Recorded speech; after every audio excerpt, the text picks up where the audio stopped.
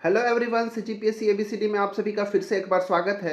इस वीडियो के अंदर मैं कंप्यूटर का एक बहुत ही इंपॉर्टेंट चैप्टर आपके लिए लेकर आया हूं, जो कि हॉस्टल वार्डन, लैब असिस्टेंट या फिर लैब टेक्नीशियन, पटवारी, आरआई या फिर सीजी व्यापम द्वारा जितने भी एग्जाम लिए जाते हैं उसके लिए बहुत ज़्यादा इंपॉर्टेंट होगा। ठीक है, जिस भी एग्जाम की आप तैयारी कर रहे हो जहाँ पे इस टॉपिक से कंप्यूटर से पूछे जाते हैं, आप उसके लिए इस वीडियो के माध्यम से आप तैयारी जरूर कर सकते हैं।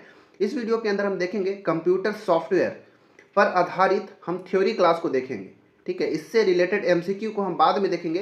इसमें थ्योरी को समझना आपको बहुत ज़रूरी है, क्योंकि इतना ज़्यादा इंपॉर्टेंट टॉपिक है कि हमेशा एग्जाम में आपको देखने को हमेशा मिलता है। ठीक है, तो इस वीडियो को आप शुरू से लास्ट तक जरूर देखें। इसको देखने के बाद मुझे लगता नहीं है कि आपसे इस टॉपिक से किसी भी तरह के प्रश्न जो है छूटेंगे। अगर आप चैनल में नए हैं तो हमारे चैनल को आप सब्सक्राइब कर लीजिए। हमारा जो टेलीग्राम चैनल है आप उसको भी जरूर ज्वाइन कर लीजिएगा। ठीक है, वहाँ पे आपको वीडियो का पीडीएफ मिल सकता है। जो भी वीडियो अगर जाएगा तो उसका नोटिफिकेशन मिल जाता है।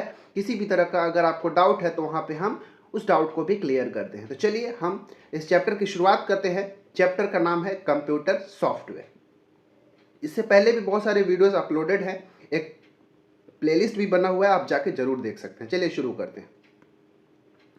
तो यहाँ पे आप जितना भी देख रहे हैं कहीं किसी न किसी प्रकार के सॉफ्टवेयर है जो कहीं ना कहीं कंप्यूटर में, मोबाइल्स में यूज़ होते ही हैं। आप बहुत सारी चीज़ों को देख के आप पता कर सकते हैं। जैसे ये हमारा क्या है, प्ले स्टोर का है।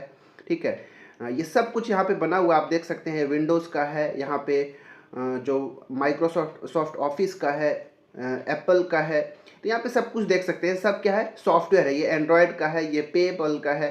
ठीक है, ये अमेजोन का है, ये इंटरनेट एक्सप्लोरर का है। ठीक है, ये सभी क्या है, सॉफ्टवेयर होते हैं। इसका प्रयोग करके ही हमारे मोबाइल्स, हमारे जो कंप्यूटर्स होते हैं वो चलते हैं। ठीक है, सॉफ्टवेयर होता क्या है मैं नेक्स्ट स्लाइड में आपको बहुत अच्छे से समझाता हूँ। इसके बाद इस टॉपिक से रिलेटेड सारा चीज़ आप लोग को जानने को मिलेगा। ठीक है, सॉफ्टवेयर होता क्या है, व्हाट इज सॉफ्टवेयर। देखिए, सॉफ्टवेयर जो होता है बहुत सारे प्रोग्राम का, नियम का या फिर जो एक्टिविटीज़ है उसका एक समूह होता है, जो किसी भी कंप्यूटर सिस्टम के कार्यों को नियंत्रित करता है तथा कंप्यूटर के विभिन्न हार्डवेयर के बीच में एक कोऑर्डिनेशन बनाता है, एक समन्वय स्थापित करता है, ताकि जो किसी विशेष प्रकार के कार्यों को किया जा सके, वही हमारा सॉफ्टवेयर होता है। बिना सॉफ्टवेयर के हमारा कोई भी कंप्यूटर जो है काम ही नहीं करेगा। अगर मान लो हमारा मोबाइल जो है, मोबाइल भी एक तरह का कंप्यूटर है, अगर मोबाइल में सॉफ्टवेयर ही नहीं है तो किसी भी तरह का नहीं है। ठीक है, सॉफ्टवेयर जो होता है किसी भी मोबाइल का कह लीजिए सोल होता है, आत्मा होता है। उसके बिना वो कंप्यूटर जो है या फिर मोबाइल है चल ही नहीं सकता। इस प्रकार हम कह सकते हैं कि सॉफ्टवेयर ऐसा एक निर्देश है, ठीक है, डायरेक्शन है, जो हार्डवेयर से निर्धारित कार्य कराने के लिए उसको दिया जाता है। किसी भी हार्डवेयर से जो काम कराना है उसको निर्देश जो दिया जाएगा वो सॉफ्टवेयर के माध्यम से ही दिया जाता है। इसीलिए सॉफ्टवेयर बहुत ज़्यादा इंपॉर्टेंट हो जाता है। ठीक है, सॉफ्टवेयर क्या होता है, मतलब एक हार्डवेयर होता है जिसको हम टच कर सकते हैं। सॉफ्टवेयर क्या होता है जिसको हम टच नहीं कर सकते। ठीक है, ऐसे भी कई बार से डिफाइन किया जाता है। ठीक है, तो अब ये तो आपको समझ में आ गया होगा कि सॉफ्टवेयर होता है कि सभी किसी न किसी प्रकार के सॉफ्टवेयर है। ये पेंट का है, ये पावर पॉइंट का है। ठीक है, यहाँ पे वाईफाई का है। ठीक है, ये विंडोज़ का है, नोटपैड का है। ये सभी के सभी क्या है, सॉफ्टवेयर है। सॉफ्टवेयर का लोगो यहाँ पे बना हुआ है। ठीक है, तो उम्मीद है आपको समझ में आया होगा कि सॉफ्टवेयर क्या होता है। देखिए, मैंने क्या शुरू में बताया कि सॉफ्टवेयर जो है बहुत सारे प्रोग्राम का, नियम का एक समूह होता है। ठीक है, तो प्रोग्राम क्या होता है, तो किसी भी निश्चित कार्य को पूरा कराने के लिए जो इंस्ट्रक्शन दिए जाते हैं, मतलब इंस्ट्रक्शन का एक ग्रुप होता है जिसको हम प्रोग्राम कहते हैं। और जो प्रोग्राम को बनाता है उसको हम प्रोग्रामर कहते हैं। प्रोग्रामिंग करने के लिए जो प्रोग्रामर्स होते हैं तरह तरह के लैंग्वेज का यूज़ करते हैं। जैसे सी आपने सुना होगा, C++, जावा, ठीक है, एंड्रॉयड, ये सभी लैंग्वेजेस हैं। ठीक है, हाई लेवल लैंग्वेज है। ठीक है, जिसका प्रयोग करके जो प्रोग्रामर्स होते हैं सॉफ्टवेयर को बनाते हैं। ठीक है, तो उम्मीद है आपको सॉफ्टवेयर क्या होता है समझ में आ गया होगा। जितने भी तरह के प्रश्न यहाँ से पूछे जाते हैं सारा चीज़ को मैं यहाँ पे समझाऊंगा, शुरू से लास्ट तक आप हमारे साथ बने रहें। ठीक है, तो सॉफ्टवेयर समझ में आ गया। अब चलिए आगे हम देखते हैं कि सॉफ्टवेयर को किस तरह से क्लासीफाई किया जाता है। देखिए, जो सॉफ्टवेयर होता है उसको बेसिकली टू टाइप्स में हम डिवाइड करते हैं। एक होता है एप्लीकेशन सॉफ्टवेयर और एक होता है सिस्टम सॉफ्टवेयर। ठीक है, इन दोनों क्या, इसमें कितने तरह के और क्या क्या सॉफ्टवेयर होते हैं, क्या क्या होते हैं, सब कुछ मैं अभी आपको बताऊंगा। बस अभी मोटा मोटी आप ये याद रखिए कि जो सॉफ्टवेयर होते हैं उसको दो कैटेगरी में हम पूरा पूरा मोटा मोटी बांट सकते हैं, एप्लीकेशन सॉफ्टवेयर और एक होता है सिस्टम सॉफ्टवेयर। तो मैं पहले आपको समझा दूं कि एप्लीकेशन सॉफ्टवेयर क्या होता है, इसके बाद हम सिस्टम सॉफ्टवेयर को बहुत ही अच्छे से डिटेल से देखेंगे। ठीक है, देखिए, तो चलिए मैं नेक्स्ट स्लाइड में आपको ले चलता हूँ। हाँ, यहाँ पे देखिए मैंने पूरा एप्लीकेशन सॉफ्टवेयर का क्या क्या टाइप से, किस तरह से, क्या कौन कौन से एप्लीकेशन सॉफ्टवेयर हो सकते हैं जो एग्जाम में पूछे जाते हैं। आपको बहुत सारे ऑप्शन दे देगा, उसमें बोल देगा कि कौन सा एप्लीकेशन सॉफ्टवेयर है, या फिर पूछ लेगा कौन सा सिस्टम सॉफ्टवेयर है, जो मैं सब कुछ अभी समझाऊंगा। देखिए एप्लीकेशन सॉफ्टवेयर बेसिकली होता क्या, थोड़ा सा आप इसको समझ लीजिए, तभी तो आप उनको क्लासीफाई कर पाएंगे कि कौन सा एप्लीकेशन सॉफ्टवेयर है और कौन सा सिस्टम सॉफ्टवेयर है। देखिए जो एप्लीकेशन सॉफ्टवेयर्स होते हैं वो ऐसा समूह है जो किसी विशिष्ट कार्य के लिए तैयार किया जाता है। कोई संस्थान है, व्यक्ति या फिर कार्य को देखकर आवश्यकता अनुसार इस तरह के सॉफ्टवेयर का डेवलपमेंट किया जाता है। ठीक है, किसी स्पेसिफिक कार्य के लिए कह लीजिए कि इसको डेवलपमेंट किया जाता है। ठीक है, किसी कोई अगर मान लो मेरा कोई संस्था है, अगर मैं चाहता हूँ कि एग्जाम्पल के लिए मैं कोई स्कूल रन कर रहा हूँ, ठीक है, तो उस स्कूल को चलाने के लिए मैं ये चाहता हूँ कि जितने भी वहाँ पे स्टूडेंट्स हैं, जितना भी वहाँ पे लाइब्रेरी में बुक्स हैं, उन सबको मैं मैनेज करने के लिए एक सॉफ्टवेयर रखूँ जिसमें मैं एंट्री को, एग्जिट को, सब चीज़ को उसमें मेंशन कर सकूँ। तो जो सॉफ्टवेयर बनाऊंगा वो एक तरह का एप्लीकेशन सॉफ्टवेयर होगा जो कि मैं अपने मैनेजमेंट के लिए अपने सुविधा अनुसार उसको बनवाऊंगा। ठीक है, तो आपको समझ में आया होगा कि जो एप्लीकेशन सॉफ्टवेयर किस लिए होते हैं, जो किसी विशिष्ट कार्य के लिए तैयार किया जाता है। ठीक है, याद रखिएगा। यह सिस्टम सॉफ्टवेयर तथा उपयोगकर्ताओं के बीच में समन्वय में भी स्थापित करता है। ठीक है, मतलब जो एप्लीकेशन सॉफ्टवेयर का जो विकास करते हैं वो किसी विशेष ऑपरेटिंग सिस्टम को ध्यान में रख के ही किया जाता है कि ये एप्लीकेशन सॉफ्टवेयर जो है कौन से ऑपरेटिंग सिस्टम में कार्य करेगा। जैसे आपने देखा भी होगा कि एप्पल के बहुत सारे ऐसे सॉफ्टवेयर्स होते हैं जो एंड्रॉयड में काम नहीं करेगा, या फिर जो एंड्रॉयड के सॉफ्टवेयर्स होते हैं वो एप्पल के ऑपरेटिंग सिस्टम में कार्य नहीं करेगा। तो ये जब भी एप्लीकेशन सॉफ्टवेयर को बनाया जाता है तो ऑपरेटिंग सिस्टम को भी ध्यान में रख के बनाया जाता है। उम्मीद है आपको समझ में आया होगा कि एप्लीकेशन सॉफ्टवेयर क्या होता है।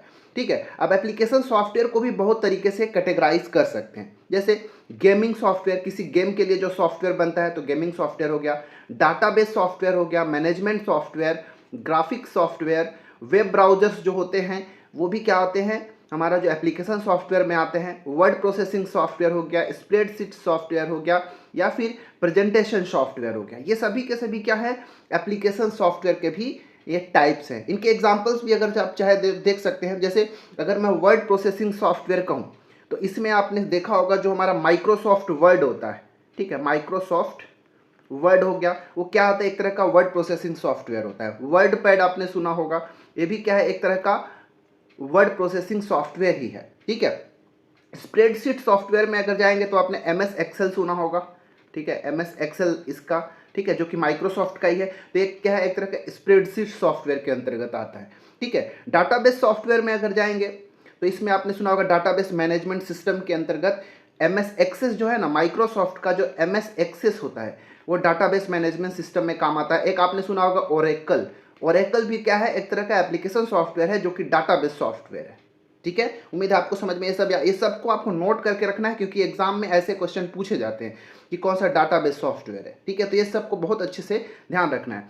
प्रेजेंटेशन सॉफ्टवेयर में जाएंगे तो MS मतलब माइक्रोसॉफ्ट का जो पावर पॉइंट होता है, PPT, ये क्या है, एक तरह का प्रेजेंटेशन सॉफ्टवेयर के अंतर्गत आता है, माइक्रोसॉफ्ट पावर पॉइंट। ठीक है, ग्राफिक सॉफ्टवेयर भी होते हैं बहुत सारे, मैनेजमेंट सॉफ्टवेयर भी होते हैं। तो ये सब आपको याद रहना चाहिए क्योंकि यहाँ से कई बार से एग्जाम में पूछे जाते हैं। जैसे एक होता है CAD, ठीक है, कंप्यूटर एडेड डिजाइन, उसके लिए CAD सॉफ्टवेयर होते हैं। ठीक है, एक होता है DTP सॉफ्टवेयर्स होते हैं, डेस्कटॉप पब्लिशिंग सॉफ्टवेयर। जैसे DTP में अगर आप जाएंगे तो आपको इसमें पेज मेकर, कोरल ड्रॉ, यहाँ सबको लिख के रखिएगा। DTP इसका फुल फॉर्म होता है डेस्कटॉप पब्लिशिंग। इसके अंतर्गत कोरल ड्रॉ, मैं नाम लिखता हूँ, एक बार आप ध्यान से लिख लीजिएगा। कोरल ड्रॉ ये भी एक तरह का क्या है, डेस्कटॉप सर्विस, डेस्कटॉप पब्लिशिंग के अंतर्गत आता है। आपने सुना होगा पेज मेकर। ठीक है, ये सब क्या डिजाइनिंग में काम करता है, जो टेक्स्ट को हो गया, टेक्स्ट डाटा को इसमें तैयार किया जाता है। ठीक है, वेंचुरा भी एक होता है, VENTURA, वेंचुरा। ये तीनों के तीनों कैसा आता है, DTP सॉफ्टवेयर के अंतर्गत आते हैं।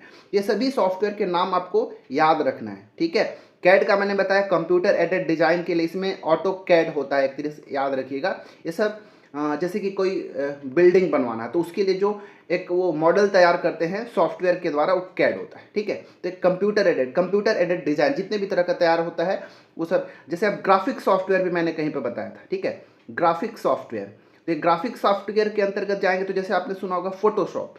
ठीक है, फोटोशॉप ये क्या है, एक तरह का ग्राफिक सॉफ्टवेयर है। तो ये सभी के सभी एप्लीकेशन सॉफ्टवेयर के टाइप भी मैंने बताया, साथ ही साथ उनका एग्जाम्पल भी बताया। ठीक है, वेब ब्राउज़र के ऊपर तो मैंने बहुत सारा हमारे चैनल में वेब ब्राउज़र और सर्च इंजन का एक अलग से वीडियो बना हुआ है, तो आप उसको जाके देख सकते हैं। गेमिंग सॉफ्टवेयर में बहुत सारे गेम जो बन के तैयार लोग खेलते भी रहते हैं, पबजी हो गया, ठीक है, फ्री फायर हो गया, ये सब क्या है, गेमिंग सॉफ्टवेयर होते हैं। तो आपने यहाँ पे बहुत अच्छे से समझ में आ गया होगा आपको एप्लीकेशन सॉफ्टवेयर के बारे में with example and type of application software. ठीक है, अब हम आगे बढ़ेंगे और देखेंगे कि एप्लीकेशन सॉफ्टवेयर तो हो गया, अब सिस्टम सॉफ्टवेयर के बारे में जानेंगे। यहाँ पे और भी कुछ एप्लीकेशन सॉफ्टवेयर के एग्जाम्पल दिया हो, जैसे Notepad, Microsoft Excel, Microsoft OneDrive, VLC जो मीडिया प्लेयर होता है वीडियो वगैरह चलाने के लिए, एडोब हमारा एक्रोबैट रीडर हो गया, Microsoft Word, Paint, Skype, Google Chrome, WinRAR, ठीक है, ये जिप फाइल्स वगैरह के लिए होता है। तो ये सभी के सभी एप्लीकेशन सॉफ्टवेयर हैं। ठीक है, चलिए अब हम आगे बढ़ते हैं। अब यहाँ से हम टाइप्स ऑफ सिस्टम सॉफ्टवेयर के बारे में देखें। इससे पहले हमने पूरा एप्लीकेशन सॉफ्टवेयर के बारे में देखा, अब हम देखेंगे सिस्टम सॉफ्टवेयर क्या होता है। ठीक है, सिस्टम सॉफ्टवेयर में देखिए आपको क्या क्या चीज़ यहाँ पे क्या क्या टाइप में इसको कैटेगराइज किया जा सकता है, हम सब कुछ यहाँ पे देखेंगे। ठीक है, पहली बात तो सिस्टम सॉफ्टवेयर है क्या।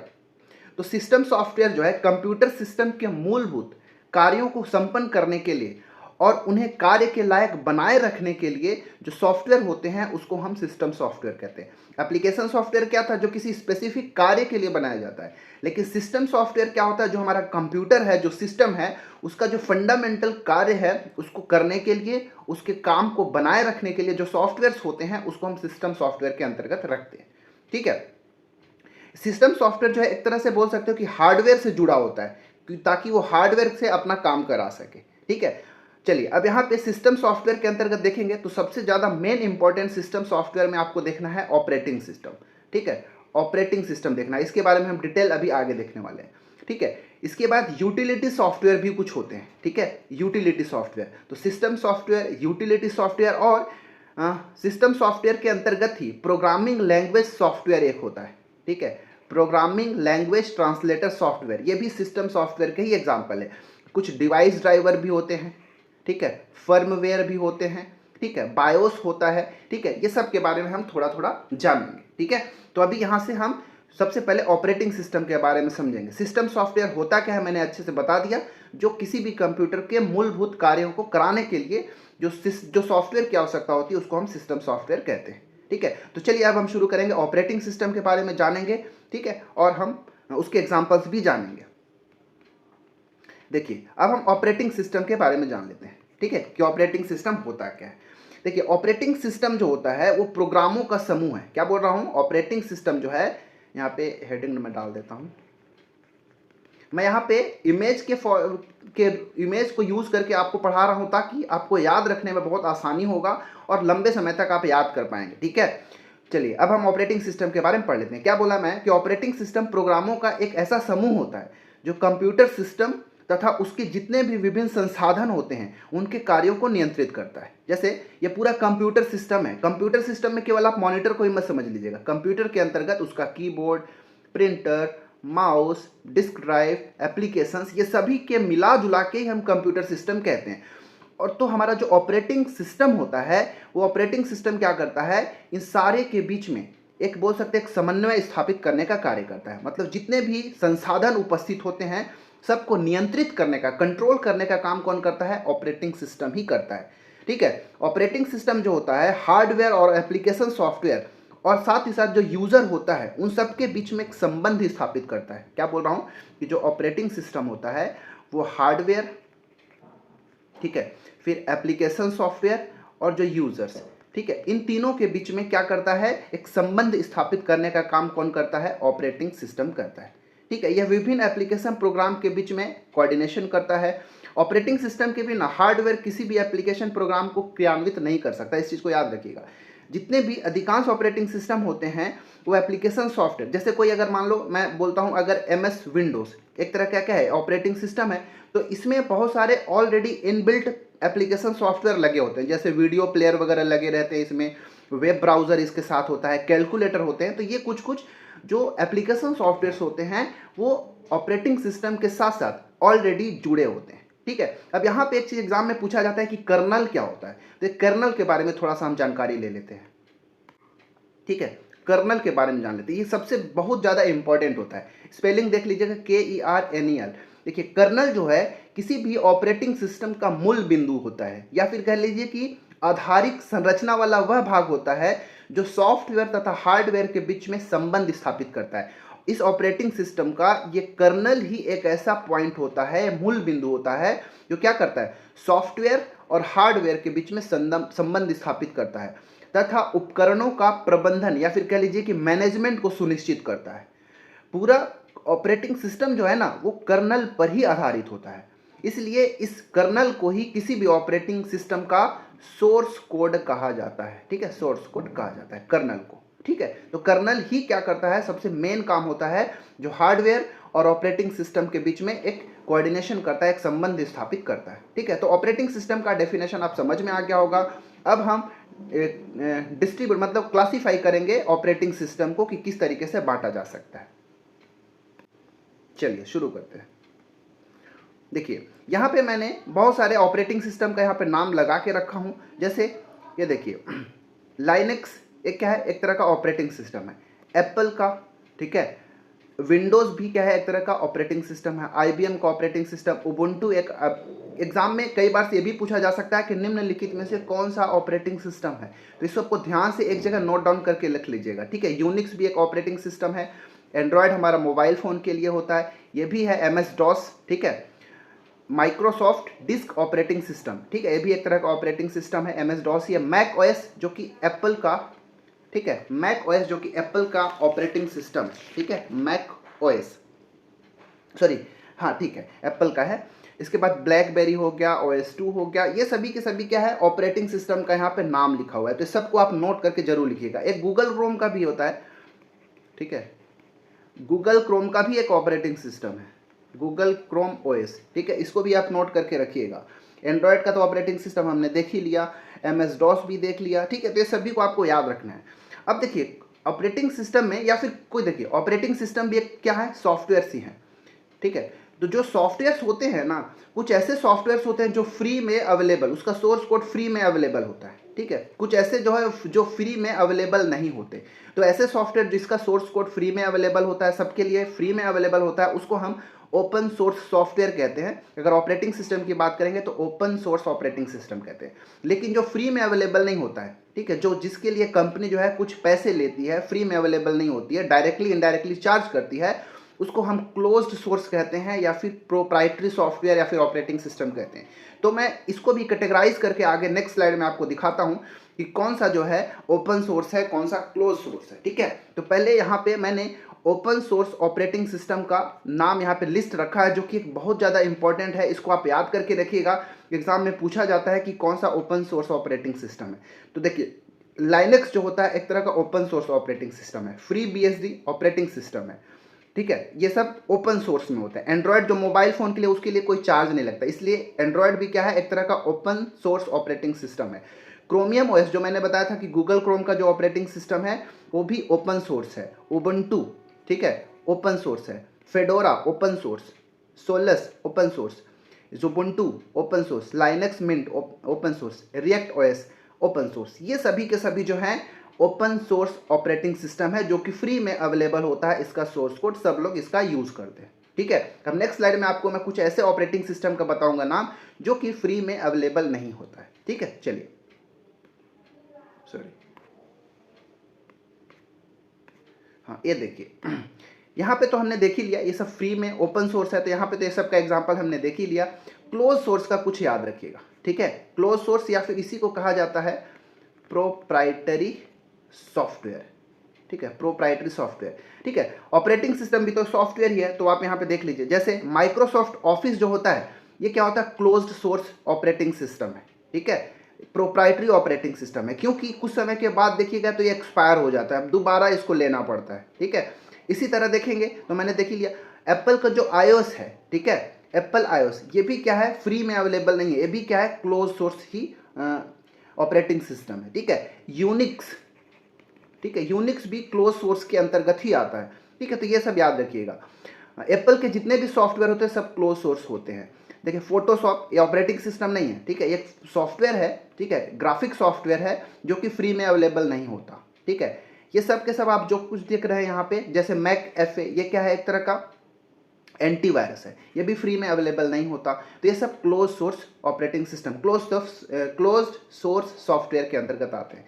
तो क्लोज सोर्स सॉफ्टवेयर में MS ऑफिस देख लीजिएगा, मतलब माइक्रोसॉफ्ट जो है, ये देखिए माइक्रोसॉफ्ट विंडोज़, ठीक है, माइक्रोसॉफ्ट विंडोज़ ये क्या है, क्लोज्ड सोर्स में होता है। एप्पल के जो सॉफ्टवेयर्स होते हैं या फिर iOS जो हो गया एप्पल का, वो भी क्या है, क्लोज सोर्स हो गया। बाकी ओपन सोर्स का तो मैंने एग्जांपल पीछे भी बताया और यहाँ पर भी आप सब देख सकते हैं बहुत अच्छे से, ठीक है। तो हमने समझ लिया कि क्या ओपन सोर्स है, कौन सा क्लोज सोर्स होता है। अब यहाँ पे आगे हम देखते हैं कि जो ट्रांसलेटर, क्या हमने देखा था कि language translator software, language translator softwares, ये सब भी क्या है, सिस्टम सॉफ्टवेयर के ही टाइप हैं, ठीक है। मैंने जब बताया था वहाँ पे सिस्टम सॉफ्टवेयर के टाइप, तो वहाँ पे मैंने एक ट्रांसलेटर, लैंग्वेज ट्रांसलेटर सॉफ्टवेयर भी बताया था। लैंग्वेज ट्रांसलेटर सॉफ्टवेयर जो होते हैं, जो कंप्यूटर का एक, देखिए कंप्यूटर जो एक इलेक्ट्रॉनिक मशीन है, हम सबको पता है, जो बाइनरी नंबर 0 और 1 को ही समझ सकता है, ठीक है। ये क्या है, मशीन नंबर है कह सकते हैं, ठीक है। या क्या बोल रहा हूँ कि कंप्यूटर जो होता है एक तरह का इलेक्ट्रॉनिक मशीन है जो केवल बाइनरी नंबर 0 और 1 को ही अंडरस्टैंड कर सकता है, ठीक है। तो बाइनरी अंकों में जो लिखा हुआ निर्देश होता है, जो सॉफ्टवेयर प्रोग्राम होता है, उसी को हम मशीन लैंग्वेज कहते हैं, ठीक है, जो बाइनरी नंबर में लिखा होता है। लेकिन जब हम या फिर कोई प्रोग्रामर जब कोई सॉफ्टवेयर बनाएगा तो 0 1 बाइनरी के फॉर्म में तो नहीं बनाता है, वो तो लिख के बनाता है, ठीक है, जो कि एक अंडरस्टेबल, ह्यूमन अंडरस्टेबल लैंग्वेज होता है, जिसको हम हाई लेवल लैंग्वेज कहते हैं, ठीक है।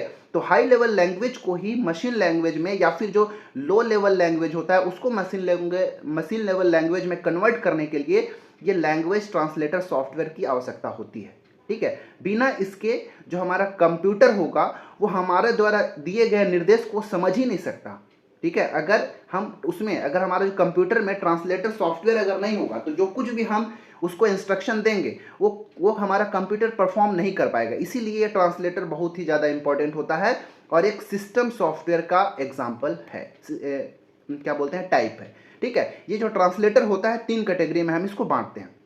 एक होता है असेंबलर, एक होता है कंपाइलर और तीसरा होता है इंटरप्रेटर। तो इन तीनों को हम बहुत अच्छे से समझेंगे, जो कि मैं नेक्स्ट स्लाइड में बताऊंगा, ठीक है। लैंग्वेज ट्रांसलेटर सॉफ्टवेयर क्या करते हैं, हाई लेवल लैंग्वेज या लो लेवल लैंग्वेज, जिसको हम असेंबली लैंग्वेज भी कहते हैं, इसको मशीन लैंग्वेज में बदलने का कार्य करते हैं। ये 3 पार्ट में इसको बांटा जाता है, असेंबलर, कंपाइलर और इंटरप्रेटर। अब तीनों के बारे में मैं नेक्स्ट स्लाइड में आपको बताता हूँ कि ये करते क्या हैं, बहुत छोटे शॉर्ट ब्रीफली आपको बताऊँगा, ठीक है।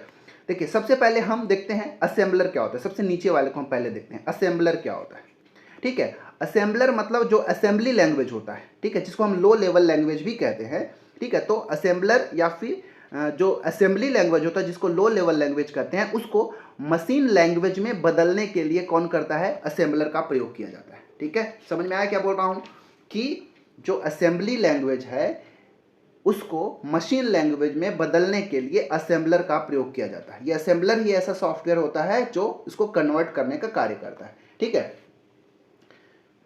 देखिए जो असेंबलर होता है ना, जैसे जो भी सॉफ्टवेयर बनाने वाली जो कंपनी होते हैं, ठीक है, जो कंप्यूटर सॉफ्टवेयर बनाते हैं या फिर जो असेंबलर सॉफ्टवेयर प्रोग्राम जो बनाता है, वो क्या करते हैं, इस तरह का जो प्रोग्राम होता है असेंबलर का, वो खुद ही उनको प्रोवाइड करते हैं, ताकि उनका जब लैंग्वेज का प्रयोग किया जाएगा, जब सॉफ्टवेयर का प्रयोग किया जाएगा, तो असेंबलर क्या करेगा, उसको लो लेवल लैंग्वेज को मशीन लेवल लैंग्वेज में कन्वर्ट करेगा, ठीक है। मतलब असेंबलर सॉफ्टवेयर जो है कंप्यूटर निर्माता कंपनियों के द्वारा उपलब्ध कराया जाता है, ठीक है। तो क्या बोला कि असेंबलर जो होता है, असेंबली भाषा में जो लिखा गया प्रोग्राम होता है उसको मशीन लेवल लैंग्वेज में बदलने का काम करता है, ठीक है। जब पूरा जितना भी प्रोग्राम होता है जब सबको बदल लेता है, असेंबलर मतलब आप समझ में आ रहा है, असेंबल करना, इकट्ठा करना, जितने भी तरह का प्रोग्राम होगा सभी प्रोग्राम का जब उसको क्या करना, कन्वर्ट करता जाएगा, कन्वर्ट करके और इकट्ठा असेंबल करते जाएगा, फिर लास्ट में उसको फाइनली रन कराएगा किसी भी प्रोग्राम को, ठीक है। तो असेंबलर मतलब सीधी सी याद रखिएगा, असेंबली लैंग्वेज को मशीन लैंग्वेज में कन्वर्ट करता है। इसके बाद आता है कंपाइलर, ठीक है। कंपाइलर क्या करता है, हाई लेवल लैंग्वेज को मशीन लेवल लैंग्वेज में कन्वर्ट करता है, ठीक है। हाई लेवल लैंग्वेज जैसे आपने सुना होगा C++, जावा, ये सभी के सभी क्या, हाई लेवल लैंग्वेज। जब इस C++ या जावा में जब हाई लेवल लैंग्वेज में प्रोग्राम को लिखा जाएगा तो कंप्यूटर हाई लेवल लैंग्वेज को तो समझेगा नहीं, ये तो ह्यूमन अंडरस्टेबल लैंग्वेज होते हैं, तो इसको मशीन लेवल लैंग्वेज में जब कन्वर्ट किया जाएगा तभी मशीन जो है हमारा कंप्यूटर जो उसको समझ पाएगा। तो हाई लेवल लैंग्वेज को मशीन लेवल लैंग्वेज में कंपाइलर जो है कन्वर्ट करता है, ठीक है। लेकिन डिफरेंस क्या है कि जितना भी हाई लेवल लैंग्वेज में पूरा प्रोग्राम, जैसे मान लीजिए कि 500 लाइन का एक प्रोग्राम लिखा गया है, ठीक है, 500 लाइन का एक प्रोग्राम लिखा गया, एक सॉफ्टवेयर तैयार किया गया, तो उसको कंपाइलर क्या करता है, एक साथ सारे प्रोग्राम को एग्जीक्यूट करता है, रन कराता है, फिर उसमें खोजता है कि कोई एरर वगैरह तो नहीं है। अगर कोई एरर उसमें मिल गया तो उसको करेक्ट करते हैं, उसके बाद फिर से उसको एग्जीक्यूट कराया जाता है। एग्जीक्यूट कराना या फिर रन कराना किसी प्रोग्राम को कहलाता है, ठीक है। क्या इसमें समझ में आया? हाई लेवल लैंग्वेज को मशीन लेवल लैंग्वेज में, लेकिन पूरे फुल प्रोग्राम को कन्वर्ट किया जाता है इसमें। सिमिलरली इंटरप्रेटर भी होता है जो क्या काम करता है, हाई लेवल लैंग्वेज को ही मशीन लेवल लैंग्वेज में कन्वर्ट करता है, लेकिन लाइन बाय लाइन, एक लाइन को एक बार में ही कन्वर्ट करता है मशीन लेवल लैंग्वेज में, ठीक है, और साथ ही साथ एरर वगैरह बताता है, ठीक है। तो इंटरप्रेटर क्या किया, हाई लेवल लैंग्वेज को मशीन लेवल लैंग्वेज में, लेकिन लाइन बाय लाइन, एक बार में एक लाइन को ही कन्वर्ट करता है, जबकि कंपाइलर एक बार में पूरे प्रोग्राम को कन्वर्ट कर देता है। तो उम्मीद है आपको ये समझ में आ गया होगा। तो कंपाइलर, इंटरप्रेटर, असेंबलर क्या है, लैंग्वेज ट्रांसलेटर सॉफ्टवेयर होते हैं जो लो लेवल लैंग्वेज या फिर हाई लेवल लैंग्वेज को मशीन लैंग्वेज में बदलते हैं, ताकि कंप्यूटर जो है उसके जो भी इंस्ट्रक्शन दिया जा रहा है सॉफ्टवेयर के माध्यम से उसको समझ सके कंप्यूटर, इसलिए ट्रांसलेटर की जरूरत होता है। उम्मीद है आपको ये बहुत अच्छे से समझ में आ गया होगा, ठीक है। चलिए अब हम आगे बढ़ते हैं। आगे आए तो अब हम देखेंगे, हमने देखा था यूटिलिटी प्रोग्राम भी होते हैं, जो कि हमने देखा था कि एप्लीकेशन सॉफ्टवेयर के अंतर्गत ही आते हैं यूटिलिटी प्रोग्राम।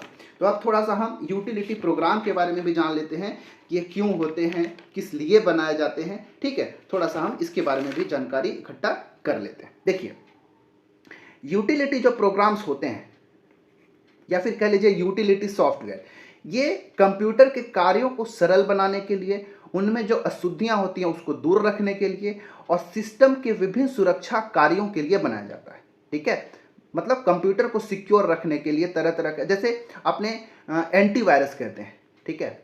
एंटीवायरस क्या है, एक तरह का यूटिलिटी सॉफ्टवेयर है, ठीक है, जो हमारे कंप्यूटर को सुरक्षा प्रदान करता है, ठीक है। तो कहने का मतलब कि हमारा जो कंप्यूटर है उसके कार्य को और आसान कर दे, उसकी अशुद्धियों को दूर कर दे, ठीक है, उसके लिए सुरक्षा प्रदान करे, ऐसे सॉफ्टवेयर जो है यूटिलिटी सॉफ्टवेयर के अंतर्गत आते हैं। इसे मैं कुछ एग्जांपल मैं बताऊंगा नेक्स्ट स्लाइड में कि कौन कौन से जो है यूटिलिटी सॉफ्टवेयर के अंतर्गत आते हैं। यूटिलिटी सॉफ्टवेयर कंप्यूटर की कार्य क्षमता को वृद्धि कर देता है, ठीक है। इसका उपयोग कई एप्लीकेशन सॉफ्टवेयर में भी किया जाता है, ठीक है, और ये कंप्यूटर की जो क्षमता होती है, एबिलिटी होती है कार्य करने की, वो सबको बढ़ा देता है, ठीक है। चलिए आगे मैं कुछ बता रहा हूँ कि कौन कौन से यूटिलिटी सॉफ्टवेयर है जो हमको याद रखना चाहिए। एग्जाम में पूछा जाता है कि निम्नलिखित में से कौन सा यूटिलिटी सॉफ्टवेयर है। ये सभी के सभी एप्लीकेशन सॉफ्टवेयर के अंतर्गत ही आते हैं, ठीक है। हमने एप्लीकेशन सॉफ्टवेयर के अंतर्गत क्या क्या देखा, ऑपरेटिंग सिस्टम देखा, ठीक है। इसके बाद हमने देखा कि कितने टाइप के ऑपरेटिंग सिस्टम होते हैं, फिर हमने यूटिलिटी सॉफ्टवेयर देख रहे हैं, फिर हमने लैंग्वेज ट्रांसलेटर देखा।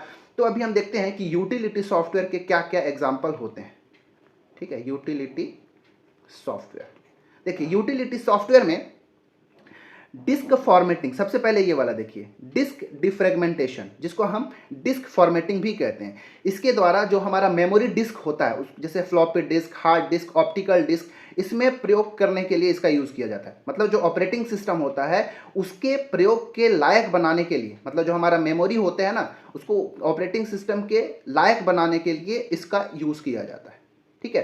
तो हमारा डिस्क डिफ्रेगमेंटेशन, इसको डिस्क फॉर्मेटिंग भी कहते हैं, ठीक है। तो यहाँ पे मैं लिख देता हूँ डिस्क फॉर्मेटिंग, ठीक है। डिस्क फॉर्मेटिंग टूल जो होते हैं यूटिलिटी सॉफ्टवेयर के अंतर्गत में आते हैं।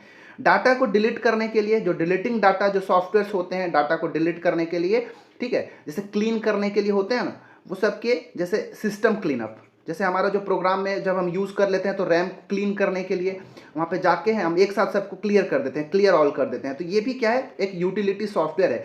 क्लियर करने के बाद हमारा जो मोबाइल है उसमें रैम में बार बार, जैसे कई बार देखेंगे तो डिलीट करने, क्लीन करने का एक ऑप्शन आता है। उससे क्या होता है, जब वो स्पेस खाली हो जाता है तो हमारा कंप्यूटर जो, हमारा मोबाइल जो और फास्ट हो जाता है, तो उसकी कार्य क्षमता को वृद्धि करता है वो, ठीक है। इसके बाद बैकअप प्रोग्राम्स भी होते हैं, ठीक है।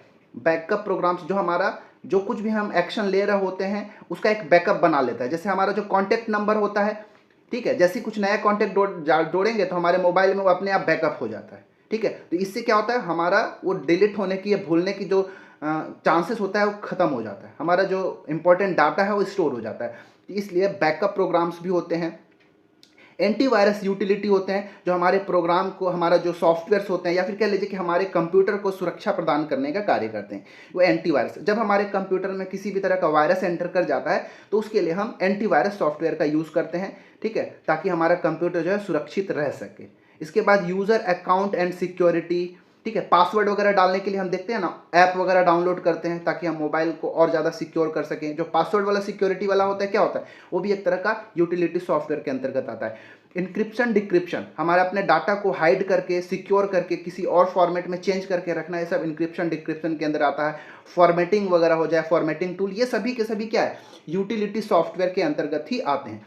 फाइल मैनेजर एक हमने हमारे मोबाइल में होता है, फाइल मैनेजर, ठीक है, वो भी क्या है, एक तरह का यूटिलिटी सॉफ्टवेयर के अंतर्गत ही आता है, ठीक है। तो ये सभी के नाम को आप एक जगह नोट करके रखिएगा, एग्जाम में पूछा जाता है कि कौन सा यूटिलिटी सॉफ्टवेयर है, कौन सा एप्लीकेशन सॉफ्टवेयर है, कौन सा ऑपरेटिंग सॉफ्टवेयर है, ठीक है, सबसे एग्जाम में पूछे जाते हैं, ठीक है। उम्मीद है आपको बहुत अच्छे से समझ में आ गया होगा। अब हम आगे कुछ और भी ज़्यादा इंपॉर्टेंट जानकारी लेते हैं जो कि सॉफ्टवेयर से संबंधित है, जो कि एग्जाम में पूछे जाते हैं।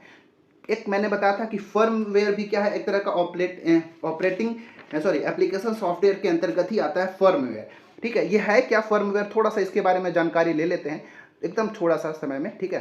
फर्मवेयर, ठीक है, फर्मवेयर क्या हुआ है, एक तरह का ऐसा सॉफ्टवेयर है या फिर कह लीजिए सॉफ्टवेयर और हार्डवेयर का मिश्रण है। क्या बोल रहा हूँ कि फर्मवेयर जो होता है सॉफ्टवेयर और हार्डवेयर का एक ऐसा मिश्रण है जो हार्डवेयर की जगह में प्रयोग किया जाता है, ठीक है। ये एक्चुअली में क्या है, ये हार्डवेयर की बचत करता है और उनके मूल्य में भी कमी करने के लिए इसका यूज़ होता है, ठीक है। जैसे फर्मवेयर को क्या करते हैं ना, जैसे ये फर्मवेयर कब इसको स्थापित किया जाता है कंप्यूटर में, देखिए जो हमारा स्थायी इलेक्ट्रॉनिक मेमोरी होते हैं, जैसे आप सुने होंगे रोम, ठीक है, पी रोम, ये सब इलेक्ट्रॉनिक मेमोरी है, ईपी रोम, ठीक है, ये सभी हमारा क्या है, इलेक्ट्रॉनिक, स्थायी इलेक्ट्रॉनिक मेमोरी है। जब इसको कंप्यूटर में लगाया जाता है चिप के ऊपर, तो उसी समय फर्मवेयर को भी उसमें लगा दिया जाता है, ठीक है। तो जो भी प्रोग्राम रोम, पी रोम या ईपी रोम में डाला जाता है, जो सॉफ्टवेयर निर्देश को डाला जाता है इनके साथ, चिप के साथ, उसको हम फर्मवेयर कहते हैं, ठीक है, याद रखिएगा इसको। कैसे कि एक एग्जांपल समझिएगा कि फर्मवेयर का आखिर यूज़ कैसे किया जाता है। जैसे मान लेते हैं कि कंप्यूटर में गुणा करने के लिए एक सॉफ्टवेयर डाला गया, ठीक है। क्या बोल रहा हूँ कि मान लेते हैं कि कंप्यूटर में गुणा करने के लिए अलग हार्डवेयर के बजाय, ठीक है, जो अगर मान लीजिए जो जोड़ के लिए, ठीक है, एडिशन के लिए अगर हमारे कंप्यूटर में ऑलरेडी प्रोग्राम उसमें जुड़ा हुआ है, डाला हुआ है, तो अलग से हम मल्टीप्लाई करने के लिए नहीं डालेंगे, क्योंकि हम गुणा कर करके ही हम जोड़, बार बार जोड़ करके भी हम मल्टीप्लाई निकाल सकते हैं। तो उसके लिए एक ऐसा निर्देश जोड़ दिया जाएगा जो कि एडिशन के माध्यम से ही मल्टीप्लिकेशन या फिर गुणा को परफॉर्म कर सके, निर्देश को कर सके। तो इस तरह से फर्मवेयर जो है काम करता है। तो उस कंडीशन में फर्मवेयर का ही यूज़ किया जाता है, ठीक है, याद रखिएगा। तो फर्मवेयर क्या कहते हैं कि सॉफ्टवेयर, एक ऐसा सॉफ्टवेयर है या फिर कह लीजिए सॉफ्टवेयर और हार्डवेयर का कॉम्बिनेशन है जो कह लीजिए कि कंप्यूटर की जो कैपेबिलिटी है उसको बढ़ाता है और उसके मूल्यों में कमी करता है। और भी ज़्यादा हार्डवेयर या फिर सॉफ्टवेयर इंक्लूड करने से अच्छा है कि जो हमारे में पहले से ऑलरेडी अवेलेबल है उसी के हम बार बार हम परफॉर्म करा सकें। तो इसके लिए फर्मवेयर का यूज़ किया जाता है, ठीक है। आगे चलते हैं थोड़ा। इसके बाद आप सुना होगा आपने डिवाइस ड्राइवर, ठीक है, डिवाइस ड्राइवर, ठीक है। अब इसको ऐसे समझिए जैसे हमारे पास गाड़ी है लेकिन गाड़ी हमको चलाने ही नहीं आता, या फिर हमारे पास गाड़ी का ड्राइवर ही नहीं है, तो गाड़ी तो हमारा बेकार है। तो डिवाइस ड्राइवर भी हमारा उसी तरह काम करता है, ठीक है। जैसे एग्जांपल के लिए मान ले कंप्यूटर है, कंप्यूटर के लिए हमारे पास एक कीबोर्ड है, एक माउस है। माउस क्या है, एक इनपुट डिवाइस है, ठीक है। अब इनपुट डिवाइस, ये माउस काम ही नहीं करेगा जब तक इसका ड्राइवर इसमें इंस्टॉल नहीं होगा, ठीक है। मतलब जितने भी हार्डवेयर होते हैं कंप्यूटर सिस्टम के साथ जुड़े होते हैं, सबके लिए एक ड्राइवर सॉफ्टवेयर होता है, ठीक है। डिवाइस ड्राइवर सॉफ्टवेयर होता है जो उसके कार्य करने की क्षमता को बनाता है, कार्य करने के लायक बनाता है। अगर कीबोर्ड है तो कीबोर्ड का भी एक डिवाइस ड्राइवर होगा जो कि उसमें इंस्टॉल्ड होगा, ठीक है। जब तक कीबोर्ड का डिवाइस ड्राइवर उसमें नहीं होगा, उस कीबोर्ड उसमें काम नहीं करेगा, ठीक है। मतलब डिवाइस ड्राइवर आपको समझ में आ गया होगा किस लिए।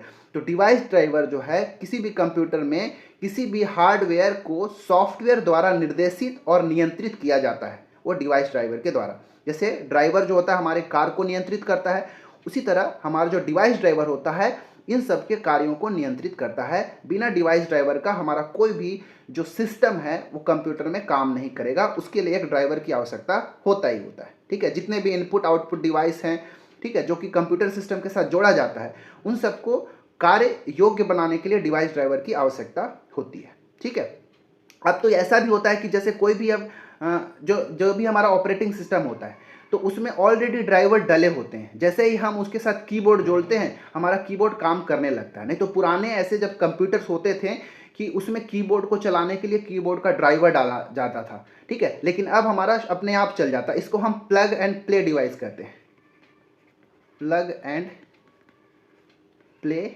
डिवाइस।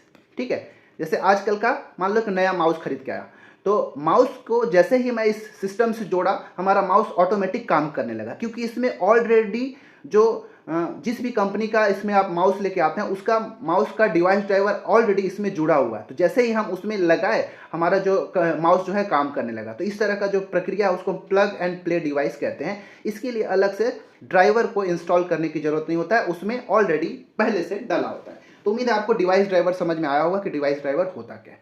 ठीक है, चलिए आगे अब इसमें जाते हैं। ये स्लाइड हमारा लास्ट होगा, बहुत ही ज़्यादा इंपॉर्टेंट है, एक बार आप समझ लीजिए काम बन जाएगा। ठीक है, बायोस, बायोस का फुल फॉर्म होता है बेसिक इनपुट आउटपुट सिस्टम। ठीक है, बायोस का फुल फॉर्म क्या हो गया? बेसिक इनपुट आउटपुट सिस्टम, ये हो गया बायोस का फुल फॉर्म। अब इसका काम क्या होता है बायोस का? देखिए, ये बायोस जो होता है एक ऐसा सॉफ्टवेयर है जिसे मदरबोर्ड पर बने स्थायी रोम चिप, ठीक है, जो रोम मदरबोर्ड में जो परमानेंट या फिर कह लीजिए कि नॉन वोलेटाइल रोम चिप लगा होता है। हमको पता है रोम जो होता है एक नॉन वोलेटाइल मेमोरी होता है, स्थायी मेमोरी होता है। तो जो ये चिप लगा होता है उसी में यह सॉफ्टवेयर को डाला जाता है बायोस को। आप चिप देख सकते हैं, इसी में बायोस जो है, बायोस का सॉफ्टवेयर वहाँ पे लगा होता है। ठीक है, जो कि निर्माण के समय ही उसमें स्टोर कर दिया जाता है। इसमें उपयोगकर्ता जो है किसी भी तरह का परिवर्तन नहीं कर सकता। ठीक है, ये कंपनी द्वारा ही डाला होता है। इसमें यूजर जो होता है कंप्यूटर का, इसमें किसी भी तरह का चेंजेस नहीं कर सकता है। जैसे ही कंप्यूटर ऑन होता है बायोस जो है पासवर्ड हो गया तथा हार्डवेयर की जांच करता है और साथ ही साथ ऑटोमेटिक ही बूटिंग की प्रक्रिया शुरू हो जाता है। ये सब बायोस के द्वारा ही होता है। ठीक है, ऑटोमेटिक ऑन या फिर पूरा प्रक्रिया को जांच करना, हमारे जो भी उसके साथ सिस्टम जुड़े हुए हैं सबको चेक करना, ये सब बायोस। ठीक है, तो ये पूरा सॉफ्टवेयर जो है कंप्यूटर के निर्माण के समय ही रोम के अंदर लगा होता है। ठीक है, बायोस क्या होता है? Basic input output system. समझ में आ गया होगा। अब एक चीज़ ये भी इंपॉर्टेंट है, आपको याद रखना चाहिए, power on self test, POST, इसका फुल फॉर्म भी एग्जाम में पूछा गया, पावर ऑन सेल्फ टेस्ट। इसके बारे में थोड़ा सा जान लीजिए। देखिए, जैसे ही कंप्यूटर को ऑन किया जाता है तो बायोस जो है स्वतः ही कंप्यूटर में सभी उपकरण, हमने अभी देखा कि बायोस क्या करता है, जैसे ही कंप्यूटर ऑन करेंगे तो ये क्या करता है, सभी कंप्यूटर में जितने भी उपकरण है, जैसे मेमोरी हो गया, keyboard, mouse, printer, hard disk, video display card, जितने भी हार्डवेयर इसके साथ जुड़ते हैं सबको चेक करता है और उनको उपयोग के लायक बनाता है। कौन? बायोस। ठीक है, अब क्या होता है, ये पूरा प्रक्रिया जो है ऑटोमेटिक होता है, इसीलिए हम बोलते हैं पावर ऑन सेल्फ टेस्ट। जैसे ही कंप्यूटर ऑन होता है बायोस क्या करता है, इन सभी चीज़ को ऑटोमेटिक चेक करता है, टेस्ट करता है, उसी को हम बोलते हैं पावर ऑन सेल्फ टेस्ट। जैसे ही पावर ऑन हुआ कंप्यूटर का, वो ऑटोमेटिक जो है इस सब का टेस्ट करने लगा। ठीक है, रैम का, डिस्क ड्राइवर का, ठीक है, सभी हार्डवेयर को चेक करने लगता है, इसी को पावर ऑन सेल्फ टेस्ट कहते हैं। ठीक है, अब एक लास्ट टॉपिक देख लेते हैं इस वीडियो का, जिसको हम कहते हैं बूटिंग। ठीक है, इसके बाद हम इस वीडियो को फिनिश करेंगे। तो बूटिंग क्या होता है इसको आप ध्यान से समझिएगा। कंप्यूटर ऑन किए जाने पर बायोस जो है, ये बायोस जो है स्वतः ही ऑपरेटिंग सिस्टम की पहचान करता है। ठीक है, देखिए, कोई भी कंप्यूटर का जो प्रोग्राम होता है जब तक सेकेंडरी मेमोरी से प्राइमरी मेमोरी या फिर मेन मेमोरी में नहीं आएगा वो काम नहीं करता। कोई भी प्रोग्राम होता है जो सेकेंडरी मेमोरी से प्राइमरी मेमोरी या फिर मेन मेमोरी में आता है तब प्रोग्राम रन होता है।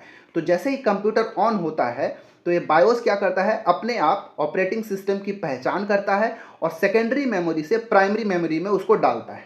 ठीक है, रैम में डालता है। अब डालते ही जो सॉफ्टवेयर के और साथ ही साथ जो सॉफ्टवेयर है उसको उपयोग के लायक बनाता है। इस प्रक्रिया को हम बूटिंग कहते हैं। ठीक है, समझ में आ गया होगा बूटिंग क्या होता है। बूटिंग किसके द्वारा होता है? तो समझ लीजिए कि बायोस के द्वारा। ऑन करते ही बायोस क्या करता है, बूटिंग करने का काम करता है। ठीक है, अब ये बूटिंग जो है दो तरीके से होता है। एक को कहते हैं हम कोल्ड बूटिंग, दूसरे को कहते हैं वार्म बूटिंग। ठीक है, कोल्ड मतलब ठंडा, वार्म मतलब गर्म। अब इसको ऐसे आसानी से समझिएगा क्या कि जब कंप्यूटर हमारा ऑफ है, ठीक है, जब हमारा कंप्यूटर ऑफ है, तो जब कंप्यूटर हमारा ऑफ है तो ठंडा ही रहता है ना भाई। तो ऑफ कंप्यूटर को जब आप ऑन कर रहे होते हैं, ठीक है, तब जो बूटिंग की प्रक्रिया होगी उसको हम कोल्ड बूटिंग कहते हैं, ठीक है। रीसेट करके, रीसेट बटन वगैरह दबा के जो हम कंप्यूटर को ऑन करते हैं, जब रीसेट करते हैं तो क्या होता है, कंप्यूटर पूरा ऑफ होता है फिर चालू होता है ना, उसको हम कोल्ड बूटिंग कहते हैं। मतलब जब ऑफ के बाद जब भी ऑन होगा कंप्यूटर तो कोल्ड बूटिंग कहलाएगा। लेकिन जब हमारा कंप्यूटर ऑन ही है, ठीक है, ऑन है मतलब वो गर्म होगा, कुछ देर यूज हुआ तो कंप्यूटर हमारा गर्म हो गया।